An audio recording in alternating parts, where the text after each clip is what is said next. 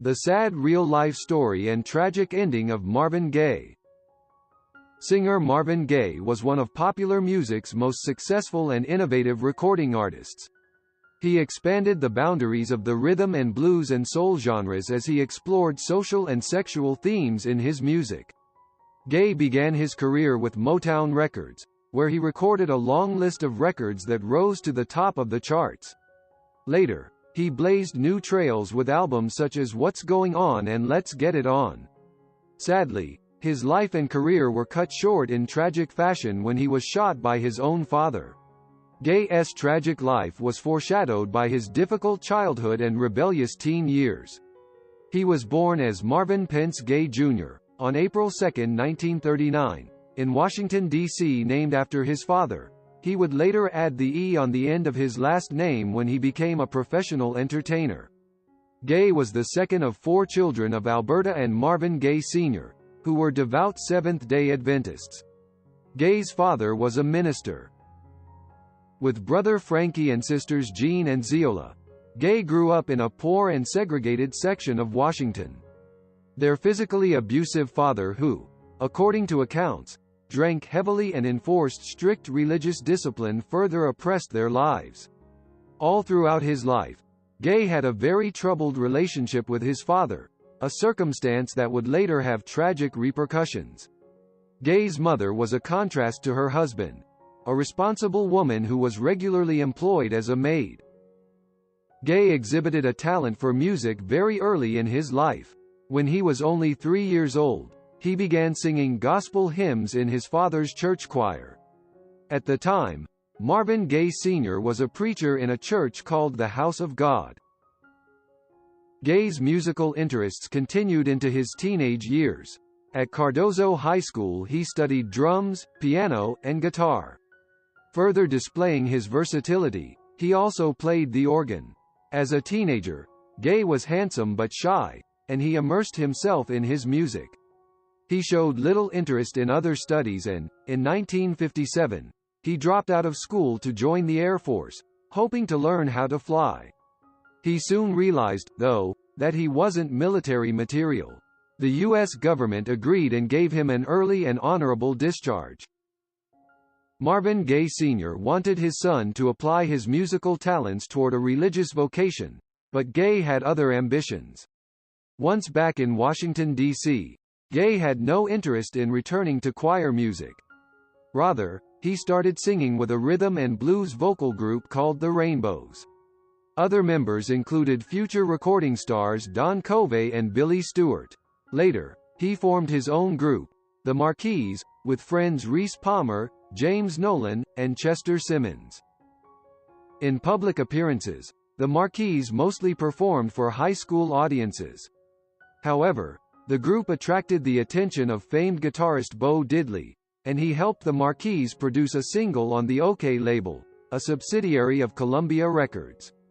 Despite the commingling of talent, the 45 RPM record Hey Little Schoolgirl, backed with Wyatt Earp, which Diddley produced, did not sell very well.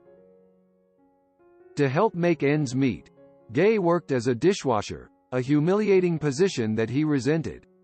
Then he met Harvey Fuqua, a music promoter who recognized Gaye's potential.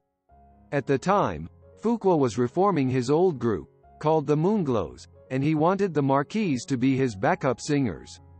In 1959, the group became known as Harvey and the Moonglows, with Fuqua singing lead vocals. They had a hit single with 10 Commandments of Love. As the group achieved modest success, Gaye got his first taste of life on the road as a touring performer. It proved an unpleasant, eye-opening experience, as he experienced firsthand the blatant racism prevalent in different parts of the country. Fuqua soon disbanded the group and moved to Detroit, where he intended to form his own record company with the help of his girlfriend, Gwen Gordy. Gaye accompanied the pair and, in 1960, Gwen Gordy introduced him to her brother, Barry, an entrepreneur who was starting his own label, Motown Tamla Records. Gaye signed on with Berry Gordy and worked as a session drummer and vocalist for various Motown acts. Most significantly, he worked on the early records of a group called The Miracles. Gaye worked in that capacity for about a year before he signed a contract with the company as a solo vocal artist. At this time, he added the E to his last name and professionally became Marvin Gaye. Later, this was seen a defiant gesture designed to get back at his father. Also around this time, Gaye married Berry Gordy's sister, Anna. As she was 37 years old, and Gaye was in his early 20s, observers felt Gaye only married her to further his developing career. Whatever Gaye's motives, the union did help launch an enduring solo vocal career. In 1961, Gaye recorded his first album, The Soulful Moods of Marvin Gaye, which, as the title implied, was a collection of low-key, smooth ballads with a jazz feel. Gaye recorded other albums in this vein, but they weren't successful, so he was encouraged to change his style to target the younger audiences who favored the more upbeat and popular rhythm and blues genre. Though he embarked in this direction with reluctance, his next single, Stubborn Kind of Fellow, released in 1962, became a top 10 hit. This was followed by a string of hits that made him a star. During this period, Gaye continued doing session work for Motown. A talented songwriter as well as singer, Gaye co-wrote Dancing in the Street, which became a huge hit for Martha and the Vandellas, one of the top early Motown female groups. He also played drums on several early recordings by Stevie Wonder. In late 1964, Gaye, who would prove an ever-evolving performer throughout his entire career, modified his style somewhat with How Sweet It Is, which was a bit more sophisticated than typical Motown offerings. He continued in this direction with two more hit singles, I'll Be Doggone and Ain't That Peculiar, both released in 1965. Because of his shifting styles, Gaye became a somewhat enigmatic public personality, a characteristic that defied the developing Motown approach, which was heavily based on formula and carefully cultivated personas. The singles released by other major label performers, especially the Four Tops and the Supremes, exhibited a calculated and commercial sameness of sound. Gaye, on the other hand, wasn't so easily pigeonholed. Still, Motown tried to narrowly define Gaye's role, even though he was given latitude to experiment, an indulgence that resulted from his success. In 1965, he was allowed to record an album of Broadway show tunes. However, the company took note that the public liked him best as a rhythm and blues singer. Even more, Motown realized that Gaye was beginning to be perceived as a sex symbol.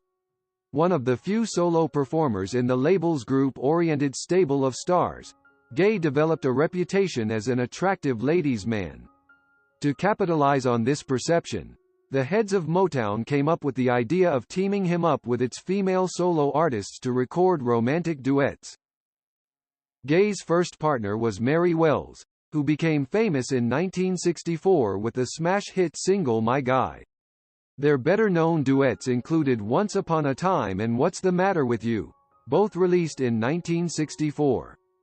Gaye also recorded with Kim Weston, whose biggest Motown hit was a solo recording, Take Me in Your Arms, released in late 1965. But Gaye's most successful teaming came when he was paired with Tammy Terrell, a young singer who showed a great deal of promise. With Gaye, she blossomed. The duo worked with the talented songwriting team of Nicholas Ashford and Valerie Simpson. But tragedy befell the partnership. In 1968, Terrell developed a brain tumor and collapsed on stage in Gaye's arms.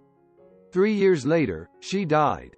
She was only 24 years old. Gaye had become very close to Terrell and took her death extremely hard. It was later said that he never really got over it. By this time, his marriage to Anna Gordy was falling apart. Also, without Terrell, Gaye no longer wanted to perform in public. Further, he began suffering depression, started using cocaine, and often seriously contemplated suicide. Gaye experienced personal and professional revitalization in late 1968, with the release of the single I Heard It Through the Grapevine. It became Motown's biggest-selling record of all time. Another version of the song, performed by Gladys Knight and the Pips, was released earlier in the year and achieved substantial chart success. However, the two versions were different as night and day. Knight's version was an up-tempo, very danceable recording, despite the song's bitter message. Gaye's version, with its ominous instrumental arrangement, was slower paced, much darker and very brooding. Compared to the typical fare that came out of Motown, Gaye's Grapevine was startling. Gaye followed that triumph with an album called MPG, a deeply personal 1969 release that focused on his crumbling marriage and his increasing depression. In the summer of that year, he scored a #1 hit with Too Busy Thinking 'Bout My Baby. However, still grieving over Terrell's untimely death, Gaye spent most of the following year in seclusion. Gaye wasn't idle in seclusion, however. He was working on a collection of personal songs that would comprise an album that amounted to another career triumph. The 1971 release of that album, entitled What's Going On, not only demonstrated Gaye's resilience, it was further evidence of his ongoing development as an artist. The album contained 3 hit singles, all released in 1971 and all with socially relevant themes: What's Going On, and Mercy Mercy Me. The album was not only a resounding critical success, it scored big with the record-buying public and fellow musicians. In a special issue devoted to the 500 greatest albums of all time, Rolling Stone magazine placed it at number 6. The success of What's Goin' On resulted in accolades. In 1971, Gaye received Billboard's Trendsetter of the Year Award and Cashbox's Male Vocalist of the Year Award, as well as an NAACP Image Award. Despite his ongoing success and this sudden career peak, Gaye's personal life was spinning out of control. His drug use increased and, in 1971, he began an affair with a 16-year-old girl, Janice Hunter. Nevertheless, work continued. The following year, Gaye composed the soundtrack for Trouble Man, a film that came out of the blaxploitation movie genre that was popular in the early to mid-1970s. Then Gaye shifted gears yet again for his next album, Let's Get It On, released in 1973. Whereas, What's Goin' On expressed his social consciousness, Gaye's new release was an expression of sexual politics.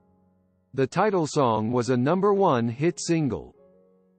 In 1974, it was back to the romantic duets, as Motown teamed Gaye with Diana Ross, who had emerged as a major solo performer after she left the Supremes. Together, Gaye and Ross offered an album of sensuous songs, and their collaboration produced a hit single, My Mistake Was to Love You. By 1975, Janice Hunter had one child with Gaye and was pregnant with another. Anna Gordy filed for divorce. Gaye was hit hard in the settlement and he had to file for bankruptcy. Gaye and Hunter eventually married in 1977.